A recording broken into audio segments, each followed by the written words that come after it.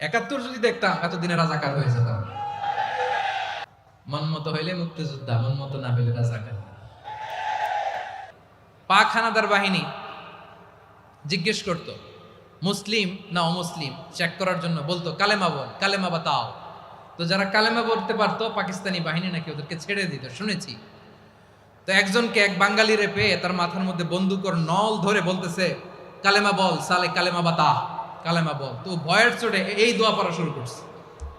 ও পড়তেছে লা ইলাহা ইল্লা আনতা সুবহানাকা ইন্নী কুনতু মিনাজ জালিমিন।